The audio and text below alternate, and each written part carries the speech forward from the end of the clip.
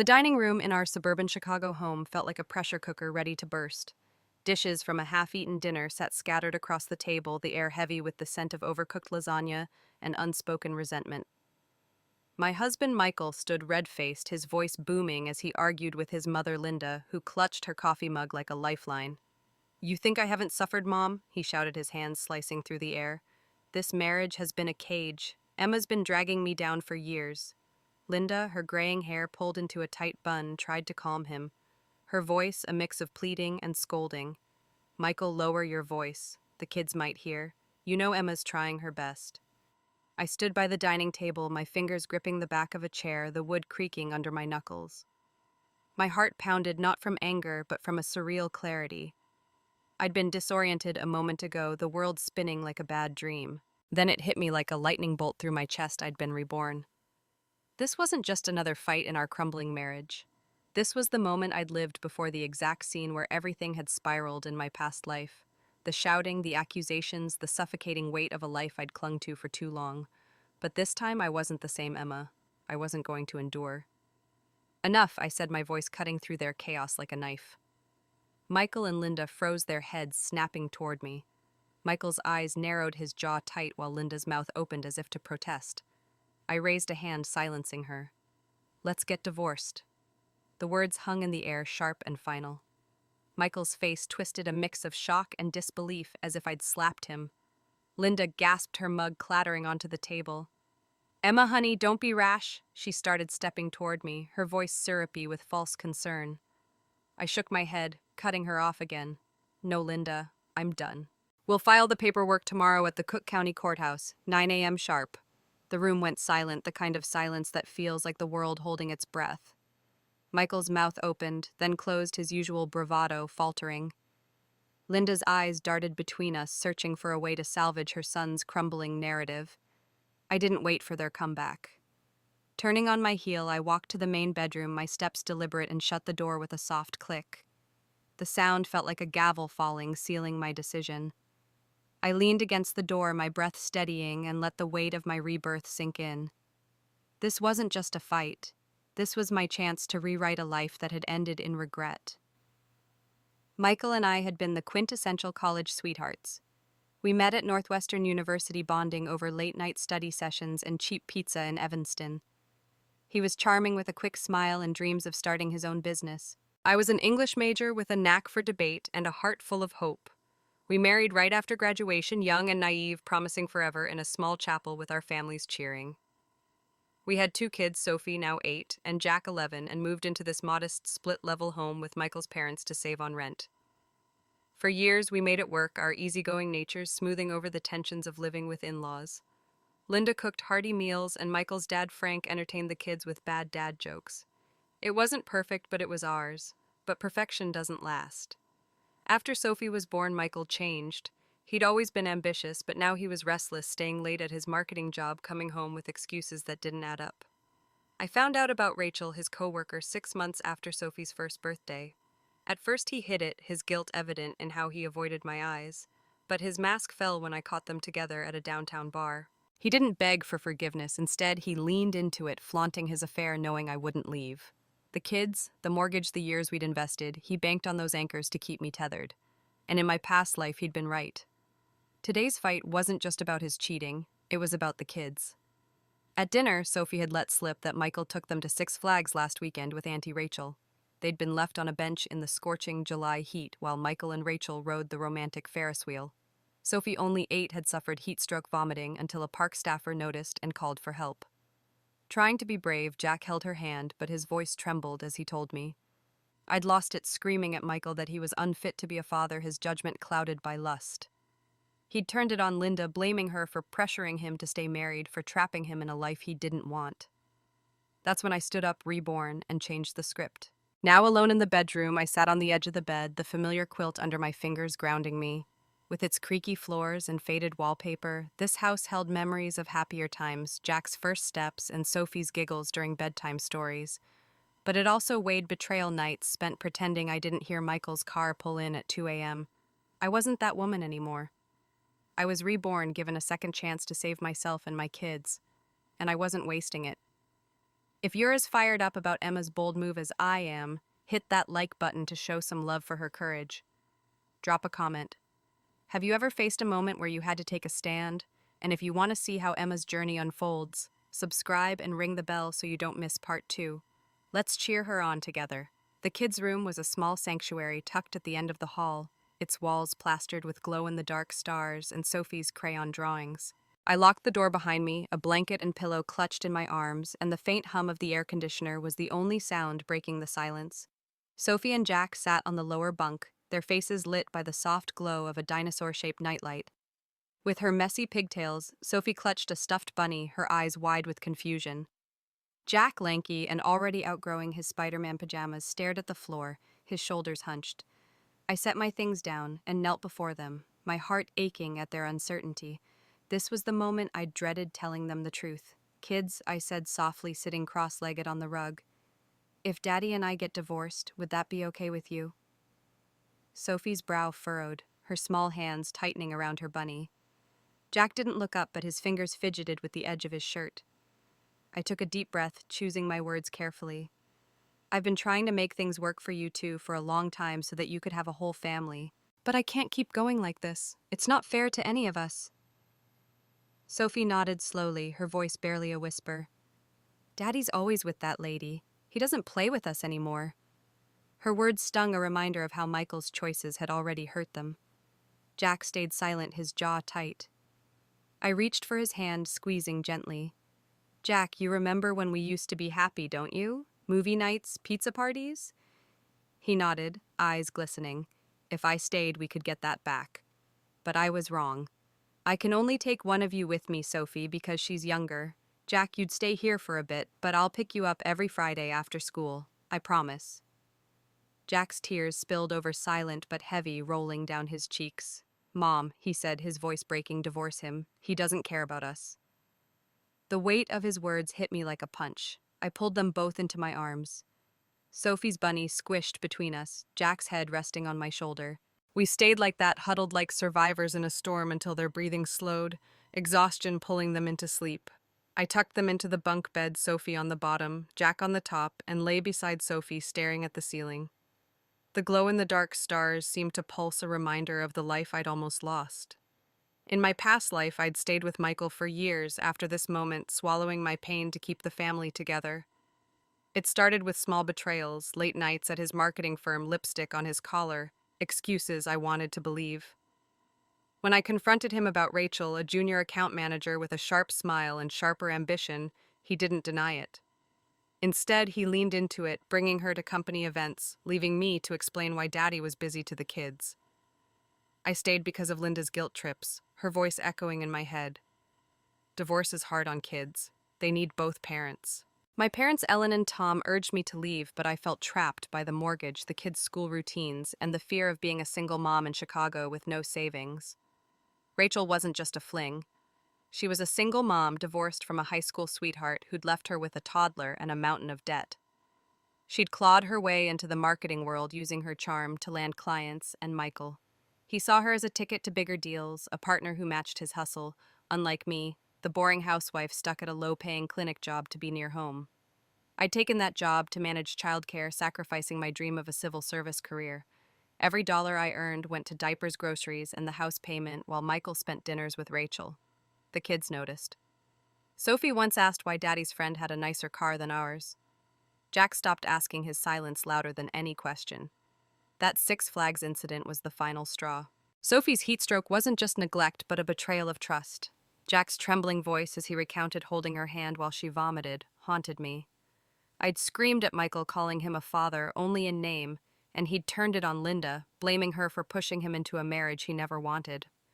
In my past life, I'd let that fight fade, accepting his half-hearted apologies, hoping he'd change. Not this time. My rebirth gave me clarity. Staying meant condemning my kids to a broken home, not saving it.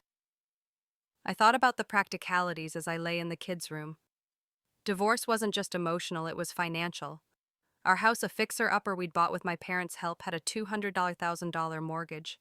My clinic job paid $35,000 a year, barely enough for childcare and bills. Michael's marketing gig earned more, but he funneled it to Rachel's lifestyle. Splitting assets would be messy and custody even messier. I'd need a lawyer, maybe pro bono, from a women's shelter, and a plan to support Sophie. Jack staying with Michael temporarily broke my heart, but it was strategic courts favored stability, and I needed time to build mine. I pulled out my phone, the screen glowing in the dark, and opened my old Northwestern alum group chat. My college friend Sarah, now a social worker, had offered help before. "If you ever leave him, I know a divorce attorney who works with single moms," she had said last year. I typed a quick message.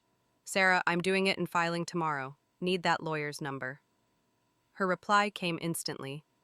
"Finally sending now. You've got this." That small act reaching out felt like a lifeline. I wasn't alone. Not anymore.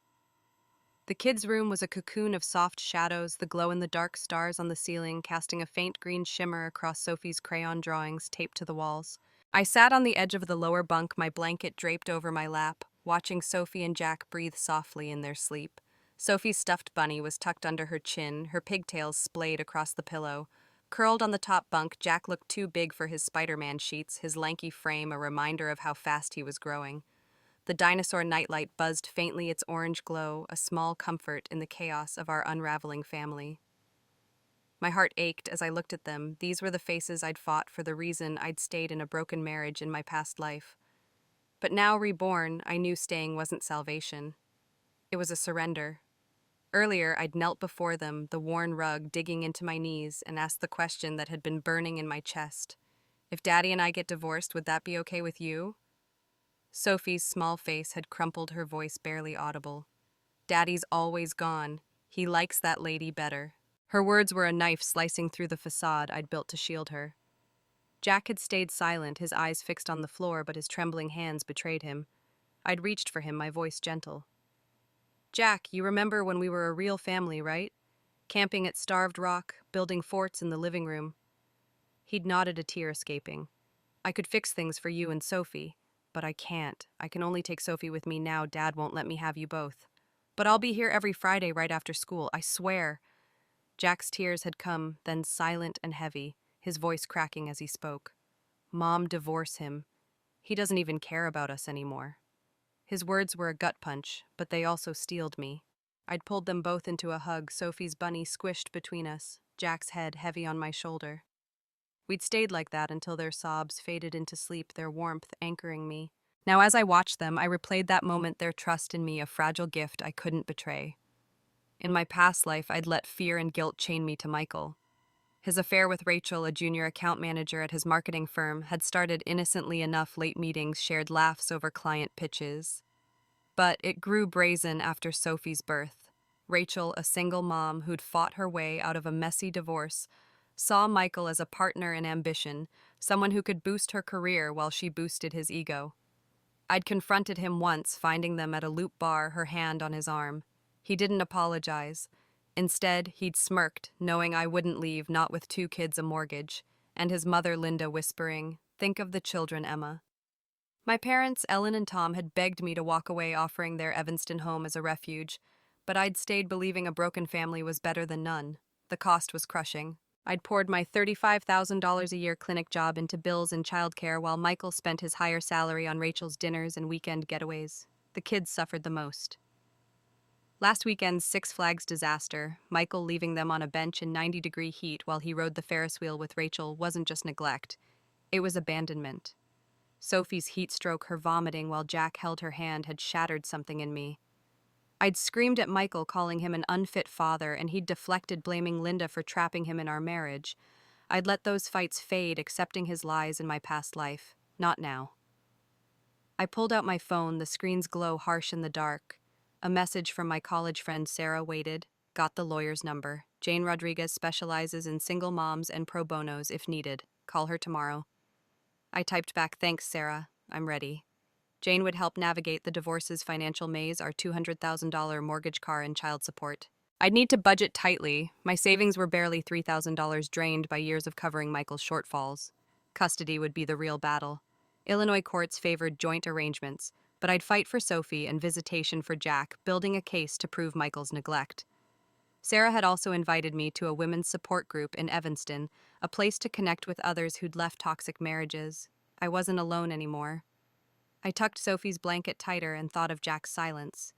He'd once been my shadow, helping me bake cookies, laughing at my terrible puns. Now at 11, he was pulling away his faith in family shaken. Also, Sophie was quieter, her questions about Daddy's friend sharper than an 8-year-old should be.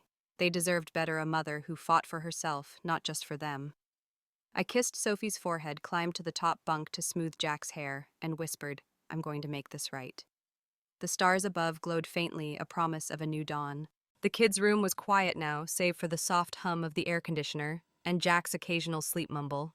I sat on the floor back against the bunk bed, my phone dimmed, but still open to Sarah's message. The weight of my past life pressed against me, memories flooding back like a storm I couldn't outrun. In that life, I'd stayed with Michael, clinging to the hope that endurance would save our family. It hadn't. It had destroyed us, me, Sophie. Jack all broken by my refusal to leave. Reborn. I saw those years with brutal clarity, each mistake a lesson etched in pain. This time I'd rewrite our ending, but the ghosts of that past life haunted me, urging me to act. In my previous life, I'd let Linda's words chain me. "Divorce hurts kids," she'd said, her voice soft but laced with guilt. "Stay with Michael, he'll come around."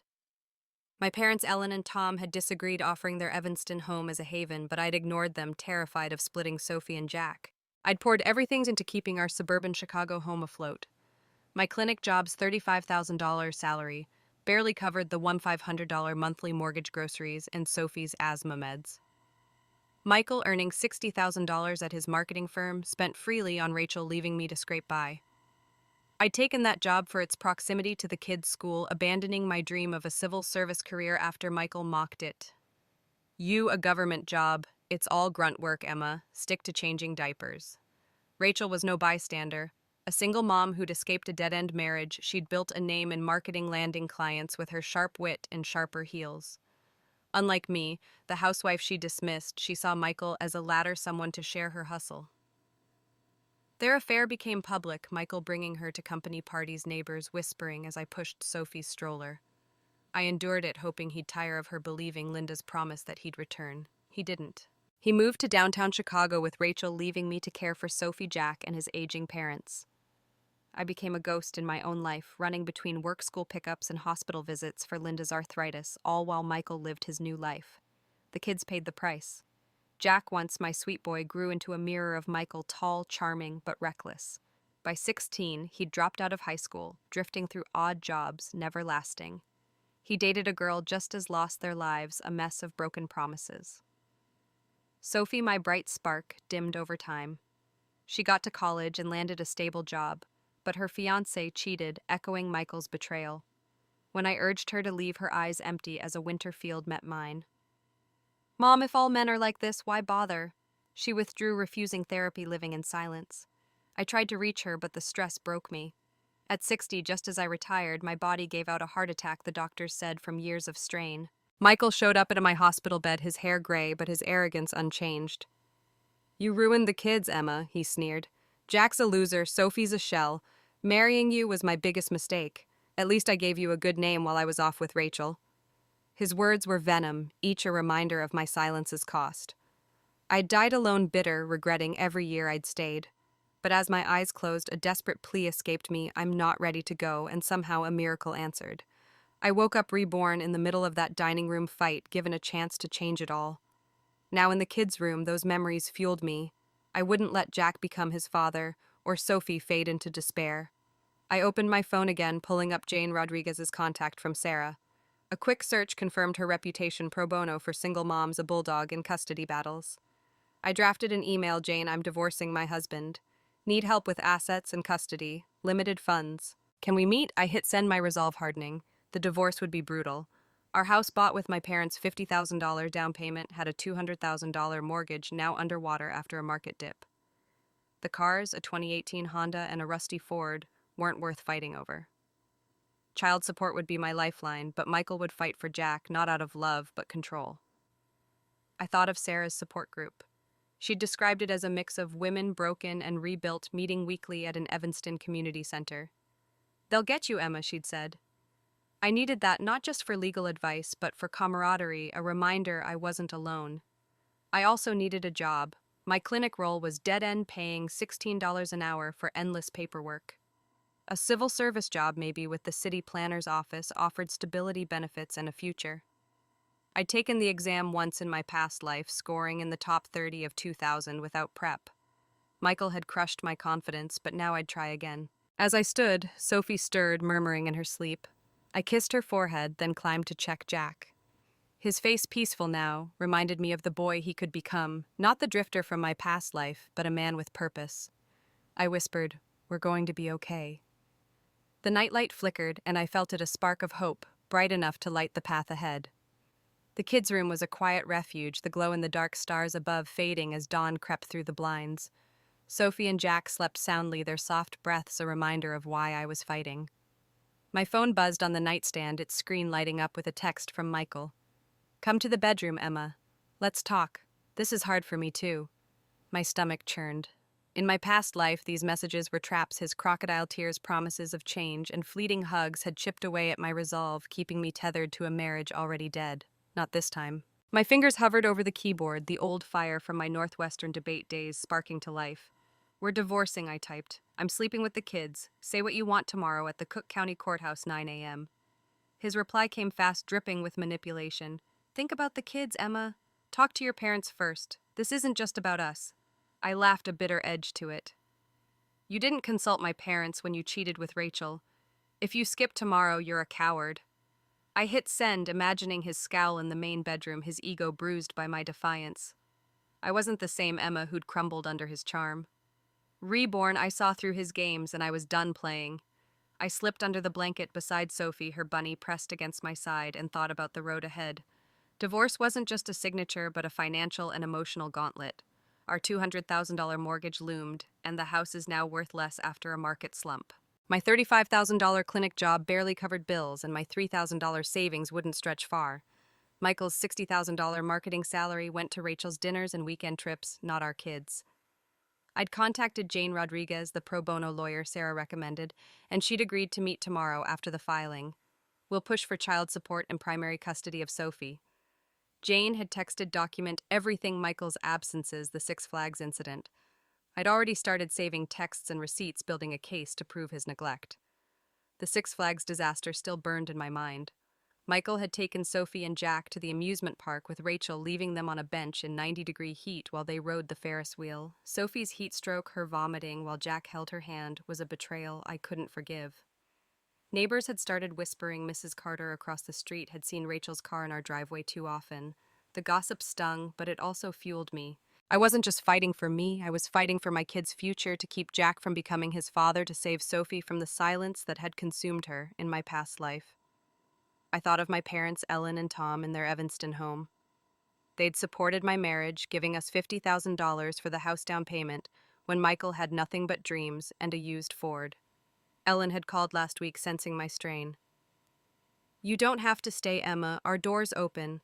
I hadn't told them about the divorce, but I would right after filing. Their love was a lifeline, unlike Linda's crocodile tears. In my past life, Linda had guilt-tripped me. "Stay for the kids, Emma. They need a mother."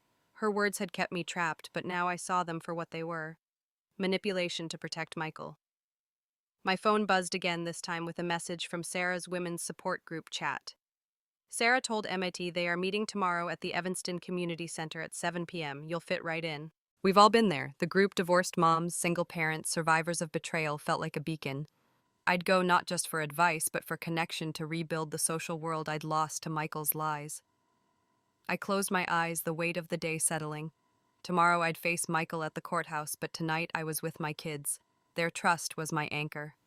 I whispered into the dark, "We're getting out." The morning came, fast gray light filtering through the Chicago suburbs.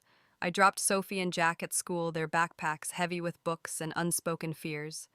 Sophie hugged me tightly, whispering, "Don't let Daddy yell at you." Jack just nodded, his eyes guarded but trusting. At the clinic, I typed a resignation letter, my hands steady.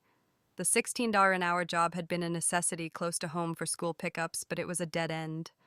I'd find something better, maybe a temp role while studying for the civil service exam, a dream I'd abandoned in my past life. I emailed Jane confirming our meeting and headed to the courthouse, my heart pounding but resolute. Michael was late, storming into the Cook County lobby at 9:15, his tie crooked eyes blazing. "You're insane, Emma," he hissed. "You think you can walk away?" I stood tall, channeling my debate team fire. "I'm not walking, Michael, I'm running. Sign the papers." We filed, splitting our meager assets. I took the Honda, he kept the Ford, and the house's $200,000 debt. Custody was trickier. "I'll take Sophie," I said, surprising him. "You keep Jack, but I want full visitation every weekend, no interference." He smirked, thinking he'd won. "Fine. But you'll regret this." I didn't flinch. This was step one of my plan, let him think he had control, while I built my case for both kids. The Cook County courthouse faded behind me as I drove north to Evanston, the Chicago skyline, a distant smudge in my rearview mirror. My hands gripped the steering wheel, the weight of the divorce filing settling in my chest. The Honda's engine hummed, a steady contrast to the chaos in my mind. I'd taken the first step, papers filed, custody terms set, but the real fight was ahead. Michael thought he'd outsmarted me, keeping Jack to maintain control, but I was playing a longer game. My phone sat in the cup holder, silent now, but I knew he'd text again, trying to pull me back with empty promises. I wouldn't fall for it. I pulled into my parents' Evanston driveway, their craftsman-style home, a warm contrast to the cold, split level I'd shared with Michael and his parents. Ellen was in the front yard, pruning roses, her silver hair catching the sunlight. Tinkering with a birdhouse in the garage, Tom waved as I parked. They'd given us $50,000 for our house when Michael had nothing but a marketing degree and a charming smile. They'd welcomed him, hosting barbecues for his family, never mentioning the bride price they'd waived. I had to tell them I was undoing the life they'd helped build. The kitchen smelled of coffee and fresh bread, Ellen's specialty. I sat at the oak table, my hands wrapped around a mug, and took a deep breath. "Mom, Dad, I filed for divorce today." Ellen's eyes widened, her knife pausing mid-slice on a loaf. Tom set down his coffee, his face calm but searching. "Michael's been cheating for years," I continued. "Last weekend he left Sophie and Jack at Six Flags in the heat with his mistress Rachel. Sophie got heat stroke. I can't stay." Ellen's shock turned to fury. "That bastard, after everything we did for him." Tom's voice was steady. "Come home, Emma. We'll figure it out. You and the kids belong here." Their support cracked something in me, tears spilling as I recounted the years of betrayal, Rachel's presence at company events, the neighbors' whispers, Michael's smug certainty I'd never leave. Ellen hugged me, her arms fierce. "You're not alone, sweetheart. He's nothing without you," Tom added. "We'll help with the kids. Whatever you need." I nodded, wiping my eyes. "I'm taking Sophie for now.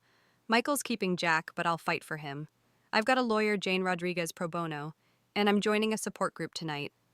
Back at Michael's house to pack Sophie's things, I braced for Linda's interference. The living room was cluttered with Frank's fishing gear, and Linda's knitting a facade of normalcy. Linda cornered me, her eyes teary but calculated. "Emma, think of the kids. They need to grow up together. Michael will come around." I laughed coldly, folding Sophie's sweaters. "I'm done waiting, Linda. He's your son, not my problem." She grabbed my arm, her voice low. "Your parents never had a son, so you're stealing mine." Her sharp and revealing words confirmed her bias. Jack was her prize, not a child to love. I shook her off. "I'm taking Sophie. Deal with it." Sophie ran to me, clutching her bunny, her eyes bright with relief. Jack watched from the couch, his expression torn. "I'll see you Friday, buddy," I said, ruffling his hair. He nodded, forcing a smile. Driving back to Evanston, Sophie chattered about school, her voice a lifeline. At the community center that evening, the support group was a mix of women, some weary, some radiant, sharing stories of betrayal and rebirth. Sarah introduced me and a woman named Maria, a single mom who'd won custody after a brutal divorce, squeezed my hand. "You're stronger than you know," she said. I felt a spark of belonging, a community to lean on. The practicalities loomed. Jane had emailed, "We'll push for $800 monthly child support per kid document. Michael's neglect texts, receipts, anything." I'd saved screenshots of his late-night texts, with Rachel proof he'd prioritized her over parenting. My $3,000 savings wouldn't last, so I applied for a temp admin job at the city library, $20 an hour, to bridge the gap while studying for the civil service exam. In my past life, I'd scored in the top 30 of 2,000 without prep, but Michael's mockery, "It's grunt work." Emma had stopped me. Now I'd enrolled in a prep course at the community center, which cost $200 for 6 weeks, a bet on my future. As I tucked Sophie into my old childhood bed that night, her bunny beside her, I thought of Jack still in that house with Michael's lies. The neighborhood gossip was spreading. Mrs. Carter had texted, "Saw Rachel's car again. You okay?" I wasn't, but I would be. My parents' home was my foundation with its creaky floors and warm kitchen. I'd rebuild here for Sophie, for Jack, for me. The Evanston morning was crisp, the September light filtering through my parents' kitchen window, casting a warm glow on the oak table. Ellen was flipping pancakes, the smell of maple syrup mingling with coffee, while Tom read the Chicago Tribune, his glasses perched low. Sophie sat cross-legged on the floor, coloring a unicorn, her bunny propped beside her. I sipped my coffee, my phone buzzing with a reminder from Jane Rodriguez, my lawyer courthouse follow-up, 10 a.m. Bring financial docs. The divorce filing was done, but the 30-day cooling-off period loomed, a legal pause that felt like a held breath. I was moving forward, but a more profound fear gnawed at me, my father's death in my past life, a sudden stomach ulcer that stole him too soon. I couldn't lose him again. "Dad," I said, setting my mug down, "we're going to the hospital today. Full checkup. No arguments." Tom looked up, his brow furrowing. "I feel fine, Emma." "What's this about?" Ellen paused, spatula in hand, her eyes searching mine. In my past life, Tom's ulcer had gone undetected until it perforated, landing him in the ICU for 2 months. My parents had drained their savings, but he didn't make it. The grief had broken Ellen and me. I couldn't explain my rebirth, so I leaned in, voice trembling. "Please, Dad, just trust me, it's important." My desperation must have shown because he sighed, folding the paper. "All right, kid, grab my ID. Let's go." We drove to Northwestern Memorial, the Chicago skyline glinting in the distance. Sophie stayed with Ellen, and her crayons were a minor distraction from the tension of my absence. I insisted on every test at the hospital: blood work, x-rays, endoscopy. Tom grumbled, but complied, his hand squeezing mine during the wait.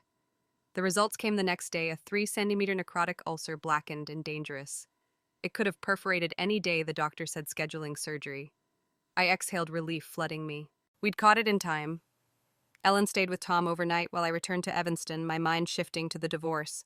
Jane met me at a coffee shop near the courthouse, her sharp eyes scanning my stack of papers, bank statements, pay stubs, Michael's texts.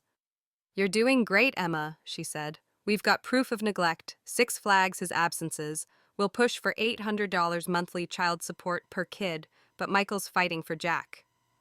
My $3,000 savings were dwindling, and my new temp job at the Evanston Library, $20 an hour, barely covered groceries and Sophie's asthma meds. The house's $200,000 mortgage was Michael's burden now, but I needed stability. I told Jane that I'm studying for the civil service exam for the city planner role. I scored high once before. She nodded. "Good. A stable job strengthens your custody case." Back at my parents', I began moving our things from Michael's house, a slow process during the cooling-off period. Sophie helped pack her clothes, chattering about school friends, but her questions cut deeper. "Mom, why does Daddy like Rachel more?" I knelt, brushing her hair back. "He's making bad choices, sweetie, but you and Jack are my world." Jack's absence weighed heavily. He was still with Michael, and I missed his quiet strength. At the support group that night, Maria, a single mom who'd won custody, shared her story of rebuilding after betrayal. "You're not alone, Emma," she said, passing me a flyer for a free budgeting workshop. I joined, learning to stretch my $1, $200 monthly budget, $400 for meds, $300 for groceries, $500 for rent to my parents. The neighborhood buzz was growing. Mrs. Carter texted, "Heard about the divorce. Rachel's car is at your old place every night." The gossip stung, but it also validated me. Michael's affair wasn't a secret anymore. I enrolled in the civil service prep course, which cost $200 for 6 weeks at the community center. I'd nearly passed the exam in my past life, but Michael's mockery, grunt work, Emma, had stopped me. Now I studied nightly flashcards scattered across my childhood bed. Sophie watched, mimicking me with her spelling words. "We're a team, Mom," she said, her smile a spark of hope. I kissed her forehead, vowing to bring Jack home soon. The Chicago suburbs blurred past as I drove the Honda. Sophie buckled in the back, singing softly to a pop song on the radio. My phone sat in the cup holder, its home security app a silent weapon. I installed cameras in Michael's house months ago as a precaution after catching Rachel there. I checked the footage at a red light on Sheridan Road during the divorce's cooling-off period. The screen lit up, revealing Michael and Linda in the living room, their voices sharp through the tinny audio. Emma's bluffing Michael scoffed, leaning back on the couch. She'll never leave the kids. She's too weak. Linda nodded, her knitting needles clicking. Let her raise them while you move downtown with Rachel. It's perfect. My blood boiled. Rachel, a single mom who'd climbed the marketing world after a bitter divorce, was Michael's ticket to bigger clients. Rachel brings deals, he said. Emma's just a worn-out housewife. What does she offer? Linda chimed in, and Jack stayed with us. Rachel's got her own kid. I won't raise someone else's. Their words echoed my past life when I'd been their unpaid nanny, keeping the home stable while Michael lived freely. I shut the app, gripping the wheel, the green light urging me forward. This wasn't about revenge, it was about freedom. Flashbacks hit as I drove. My parents, Ellen and Tom, had given us $50,000 for the house when Michael was broke, fresh out of Northwestern with nothing but ambition. They'd hosted his family, waived the bride price, and cheered at our wedding, where Michael had cried, promising to cherish me. Now he called me unworthy, forgetting how my parents' support had stabilized our life. The $200,000 mortgage, the kids' school fees, Sophie's meds, I'd carried it all on my $35,000 salary while he spent on Rachel. The betrayal wasn't just personal, but a slap to my family's generosity. Sophie ran to Ellen, who was baking cookies at my parents'. Grandma, can I help? She asked, her pigtails bouncing. Ellen smiled, but her eyes flicked to me, worried. Tom, recovering from surgery, sat in the recliner reading. You okay, kid? He asked. I nodded, forcing a smile and just moving forward. I'd been shuttling our things from Michael's house a few boxes at a time. Sophie's books, my clothes, Jack's soccer gear. Each trip was a reminder of Jack's absence. He'd texted, Dad's never home, Rachel's mean. My heart ached, but I replied, hang in there, buddy, Friday's soon. The support group that night was a lifeline. Maria shared budgeting tips, while another mom, Lisa, offered to babysit Sophie during my library shifts. We've got you, Lisa said. I'd landed the $20 an hour temp job, 30 hours a week, bringing in $400 a month. After $800 for rent and utilities, $400 for Sophie's meds, and $600 for groceries and gas, I saved $600, enough to cover the $200 civil service course. Jane emailed Michael's dodging child support talks. Keep documenting. I saved every text, every missed pickup, building a case for Jack's custody. The neighborhood gossip was relentless. Mrs. Carter called Rachel's throwing parties at your old place. Everyone's talking. The community's judgment was a double-edged sword, validation for me, shame for Michael. I studied during breaks at the library, and the civil service exam was a beacon.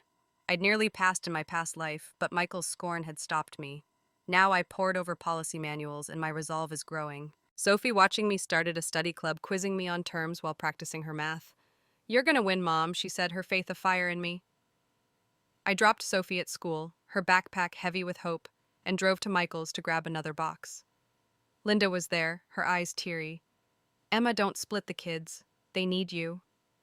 I ignored her, packing Jack's comics. Her mask slipped as I left, muttering, You're just like your mom, too stubborn. I smiled, unfazed. At my parents', Sophie curled up with Tom, reading. Ellen pulled me aside. You're doing right, Emma. Jack's next. I nodded, my plan, clear, expose Michael's neglect, win Jack, build a new life. The Evanston Library was a quiet haven, its oak tables cluttered with my civil service exam notes, flashcards dog-eared from nightly study sessions. Sophie sat across from me, her math workbook open, mimicking my focus with a pencil tucked behind her ear. Mom, what's bureaucracy? She asked, her pigtails bouncing. I smiled, explaining it's how government offices work, sweetie, like what I'm studying for. Her nod, full of trust, fueled me. My temp job at the library, $20 an hour for 30 hours a week, brought in $400 a month, enough to cover $800 rent to my parents, $400 for Sophie's asthma meds, $600 for groceries and gas, and $600 for savings. But Jack's absence gnawed at me. His texts from Michael's house were short-pained, Dad's always with Rachel. She yells a lot. I was fighting to bring him home. My phone buzzed with a new strategy, fake social media posts to provoke Michael. I'd been uploading curated photos to a private Instagram account visible only to Michael, Linda, and their family, a manicure from a friend's post, a brunch selfie stolen from Sarah's feed, a Valentine's Day bouquet captioned, Someone will love you like an angel someday. In reality, I was neck-deep in study guides, sleeping 4 hours a night, my life a blur of work and flashcards.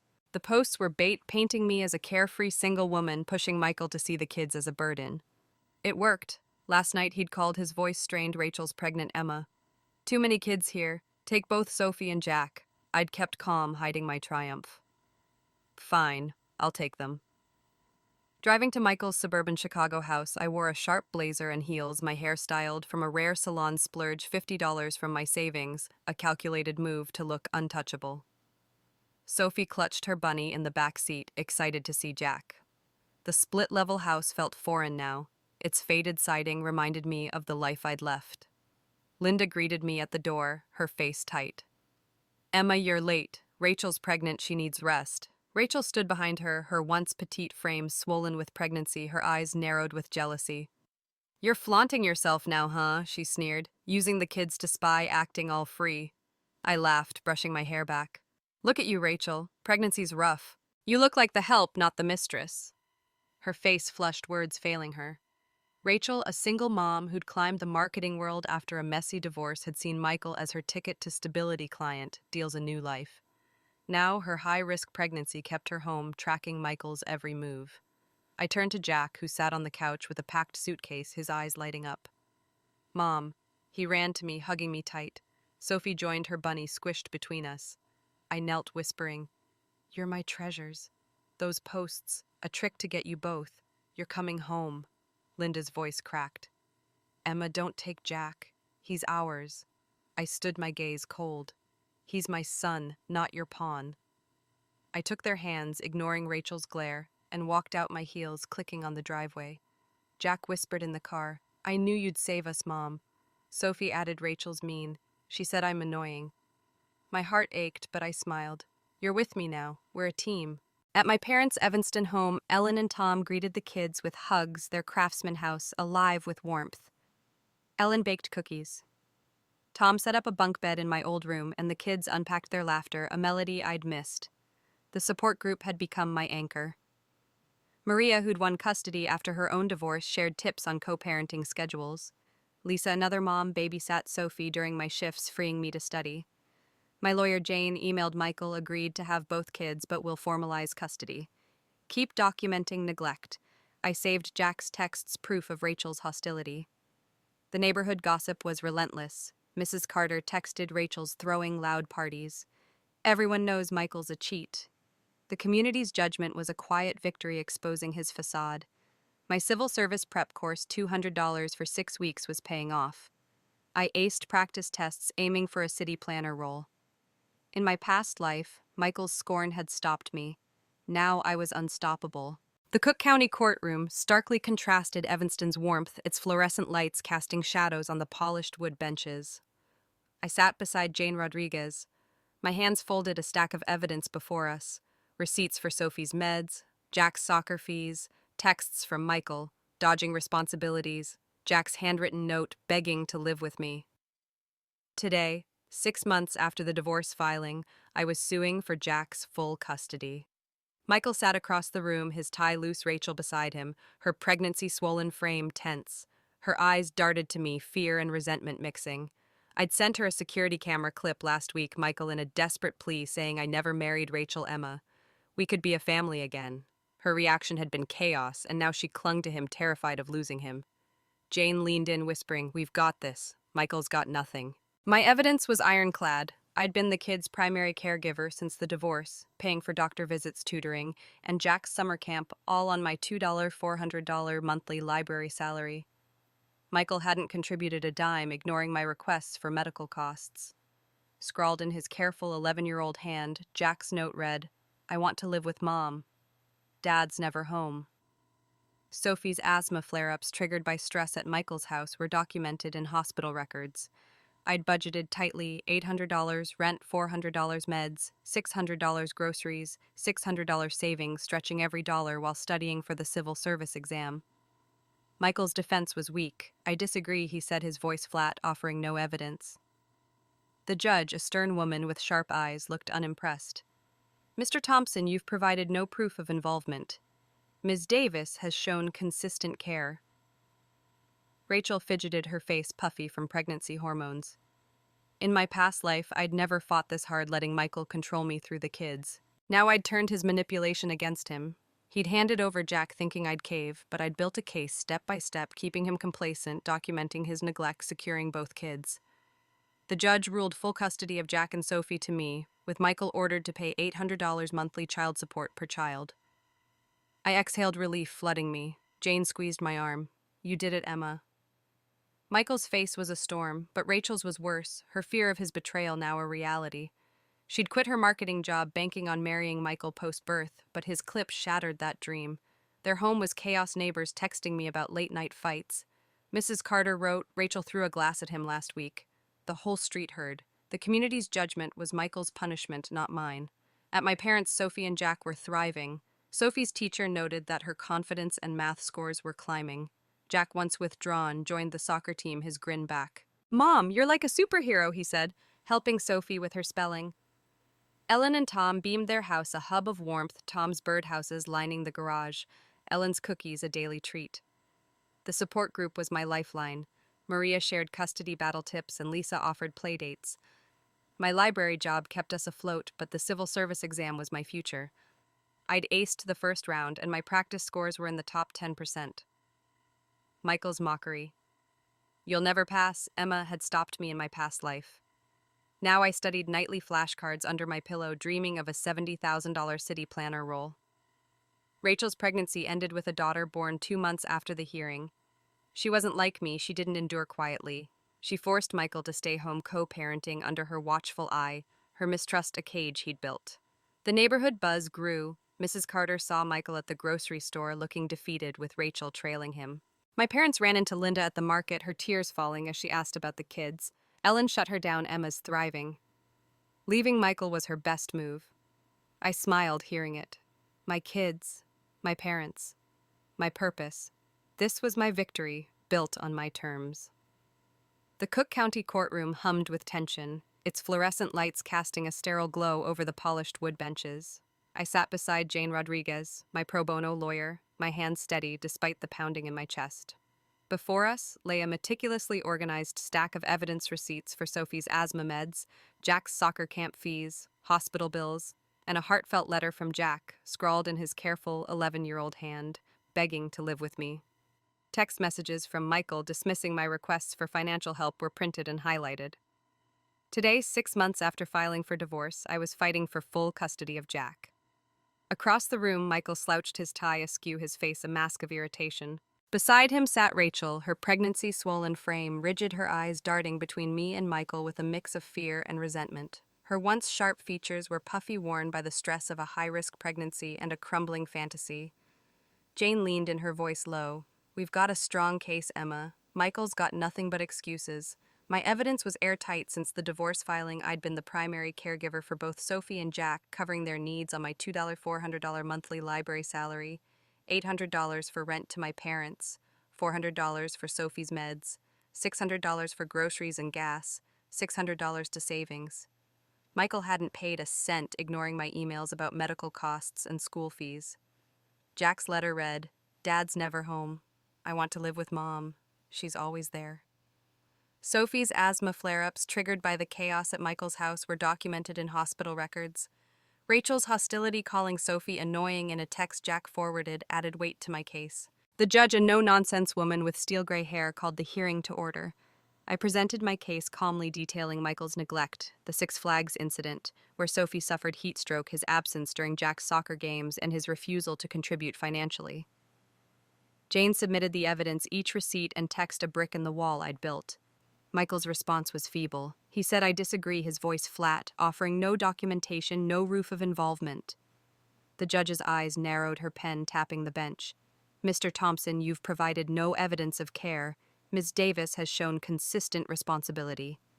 Rachel shifted her hand, gripping Michael's arm. Last week I'd sent her a security camera clip from Michael's house capturing his desperate plea, "I never married Rachel, Emma. We could be a family again." Her reaction had been explosive, neighbors reported, shouting, a glass thrown, the chaos spilling into the street. Now she clung to him, her fear palpable. Rachel, who'd quit her marketing job to focus on her pregnancy, had banked on marrying Michael after the birth. She'd climbed from a messy divorce raising a toddler alone to a career landing big clients. Michael was her partner in ambition, but his betrayal, revealed by my clip, had shattered her trust. Their home was a battlefield, the neighborhood buzzing with gossip. Mrs. Carter texted me, Rachel's screaming woke half the block last night. The judge's ruling came swiftly, full custody of Jack and Sophie to me, with Michael ordered to pay $800 monthly child support per child. Relief washed over me, my shoulders sagging as Jane squeezed my hand. "You did it," she whispered. Michael's face darkened, but Rachel's was worse, her eyes hollow, realizing the man she'd chosen was a liar. The courtroom cleared, and I stepped into the hall, the weight of victory grounding me. I'd outmaneuvered Michael, using his complacency against him. In my past life, I'd let him control me through the kids, but this time I'd played the long game, documenting neglect, securing both children, building a future. Back at my parents' Evanston home, Sophie and Jack were waiting, their laughter filling the craftsman house. Sophie, her pigtails swinging, showed me a math test with a bright red A. Jack, now on the soccer team, grinned, tossing a ball. "You're like Captain America, Mom," he said, hugging me. Ellen baked apple pie, and the kitchen was warm with cinnamon, while Tom, recovering from his ulcer surgery, set the table. The support group had been my rock. Maria shared custody strategies. Lisa offered playdates for Sophie. My library job kept us afloat, but the civil service exam was my goal. I'd aced the first round, my practice scores in the top 5%, aiming for a $70,000 city planner role. Michael's scorn. "You'll never make it," Emma had stopped me in my past life. Now I studied nightly flashcards, my lifeline. The neighborhood gossip was relentless. Mrs. Carter called Michael's a pariah now. Rachel's parties are out of control. Their chaos was their own, not mine. I focused on my kids, my parents, and my future. Sophie's confidence was blooming, and her asthma was stable. Jack's soccer coach praised his leadership. This was my win, not revenge, but redemption. The Evanston dining room glowed under the soft light of a chandelier, and the oak table was set with Ellen's homemade lasagna and Tom's favorite garlic bread. Sophie and Jack bickered playfully over the last slice, their laughter a melody that filled the craftsman house. It was September 2026, a year since my rebirth, and I'd just turned 35. Earlier that day, I'd passed the final round of interviews for a city planner position with the Chicago Department of Planning, a $70,000 a year role with benefits. My practice scores had placed me in the top 4 of 2,000 candidates, a victory I'd earned through sleepless nights and relentless study. The library job, $2,400 a month, had kept us afloat. $800 rent, $400 for Sophie's meds, $600 for groceries, $600 to savings, but this new job was our future, a stable foundation for my kids. In 4th grade, Sophie was thriving, her math scores were soaring, and her asthma was under control. She sat cross-legged, reading a library book, her bunny beside her. Jack joined the soccer team in 7th grade and was ambitious about high school. "Mom, I'm going to study engineering," he said, tossing his savings jar onto the table. "Use this for your dreams." I laughed, ruffling his hair. "Keep it, kid. You're my dream." Ellen, setting out dessert, teased Emma. "You need a boyfriend, a nice guy, unlike that loser Michael." Tom chimed in from the kitchen. "Hey, Grandpa's the coolest guy here," Sophie giggled. "No, Jack is." Jack pretended to scowl, dragging Sophie back to her homework study squirt. "I'm the boss." The scene was simple yet profound, a family rebuilt, not by a man's promises, but by my strength. I'd stayed with Michael in my past life, letting his betrayal define me. Sophie had faded into silence, Jack into recklessness. I'd died regretting it all. Now reborn, I'd changed their paths. Sophie's teacher called her a spark plug. Her confidence was infectious. Jack's coach said he was a leader and his grades were climbing. My parents, too, were thriving. Tom's surgery had saved him, and Ellen's baking filled the house with warmth. The support group, my lifeline, had grown into a friendship. Maria invited us to barbecues, and Lisa's kids played with mine. The community center's budgeting workshop helped me stretch Michael's $1,600 monthly child support, covering tutoring and soccer fees. Michael's life had unraveled. Rachel gave birth to a daughter 2 months ago, but she wasn't like me. She didn't endure quietly. She'd forced Michael to stay home co-parenting under her mistrustful gaze, their fights echoing through the neighborhood.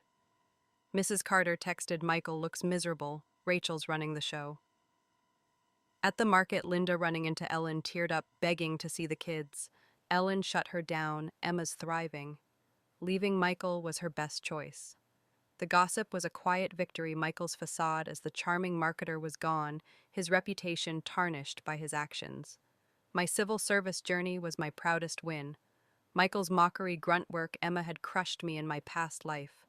I've conquered the exam, and my $200 prep course is paying off. The city planner's role meant stability, a chance to shape Chicago's future while securing my kids. At night, we studied together Sophie with her spelling Jack with algebra and me with policy manuals. Ellen kept the TV off. Tom warmed milk for the kids, their support unwavering. The house with its creaky floors and rose-filled yard was our sanctuary. I'd rebuilt not just a home, but a life. As laughter filled the dining room, I looked at my family, Sophie's giggles, Jack's grin, Ellen's teasing, Tom's proud smile. This wasn't the fairy tale I'd once dreamed of with a knight in shining armor. It was better no husband, grand romance, peace, purpose, and love. I'd saved myself, and in doing so built a life worth living. My heart was light, my path clear.